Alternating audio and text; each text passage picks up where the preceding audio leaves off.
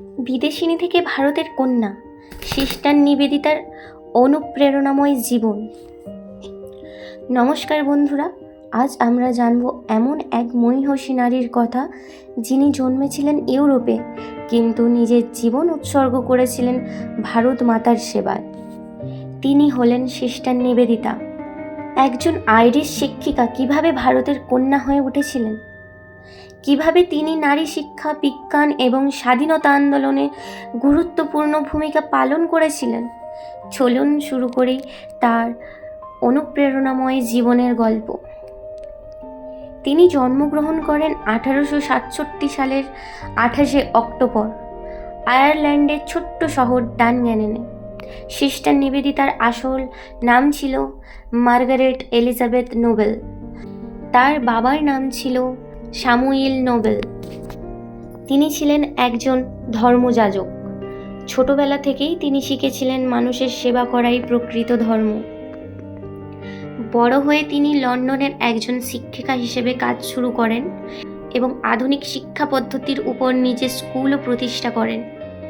কিন্তু তার মনে তখনও ছিল এক গম্ভীর আধ্যাত্মিক তৃষ্ণা, জীবনের প্রকৃত অর্থ খোঁজার তাগিদ। 1895 সালের লন্ডনের এক ধূসর শীতেল বিকেল, সেন্ট জর্জ রোডের এক বাড়ির ড্রয়িং রুমে বসে আছেন কয়েকজন শ্রোতা। ঠিক মাঝখানে গেরুয়া বসনে এক সন্ন্যাসী উদাও কণ্ঠে ব্যাখ্যা করছেন বেদান্ত দর্শন। তিনি ছিলেন স্বামী বিবেকানন্দ। সেই শ্রোতাদের মধ্যেই বসেছিলেন 27 বছরের তরুণী মার্গারেট।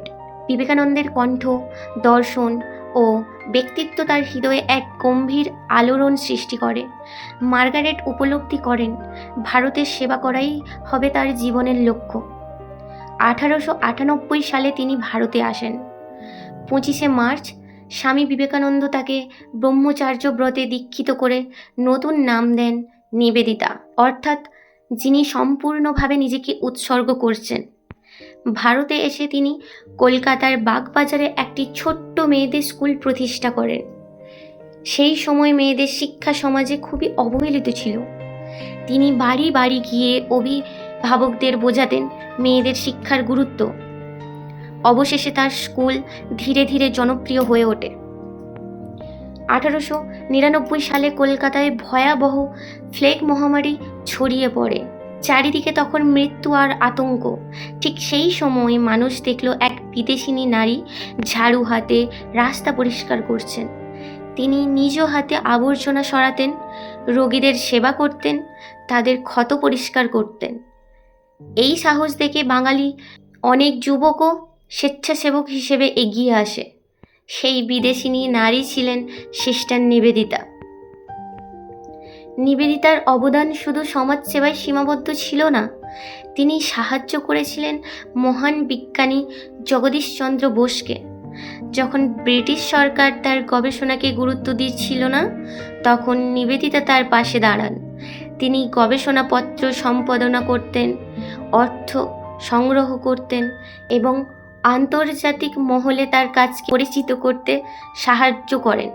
নিবেদিতা ভারতের জাতীয়তাবাদী আন্দোলনের সাথে যুক্ত ছিলেন। তিনি বিপ্লবী নেতাদের সাথে যোগাযোগ রাখতেন, যেমন অরবিন্দ ঘোষ এবং বাল গঙ্গাধর তিলক। তিনি ভারতের জন্য একটি জাতীয় পতাকার নকশাও তৈরি করেছিলেন, যার মাঝে ছিল ত্যাগের প্রতীক বজ্র। 1911 সালের 13 অক্টোবর দার্জিলিংয়ের শান্ত পাহাড়ে মাত্র 43 বছর বয়সে তার মৃত্যু হয়।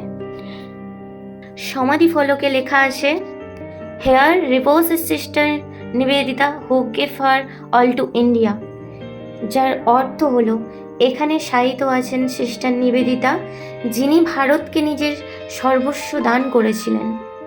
সিস্টার নিবেদিতার জীবন আমাদের শেখায় ভালোবাসা, ত্যাগ ও সেবার কোনো দেশ বা জাতীয় সীমা নেই। তিনি জন্মেছিলেন আয়ারল্যান্ডে, কিন্তু হৃদয়ে ছিলেন সম্পূর্ণ ভারতীয়। একজন বিদেশিনী হয়েও তিনি হয়ে উঠেছিলেন ভারতের কন্যা। ভিডিওটি ভালো লাগলে অবশ্যই লাইক করুন, বন্ধুদের সাথে শেয়ার করুন আর এমন অনুপ্রেরণাময় গল্প পেতে চ্যানেলটি সাবস্ক্রাইব করতে ভুলবেন না। ধন্যবাদ। আবার দেখা হবে নতুন একটি গল্প নিয়ে।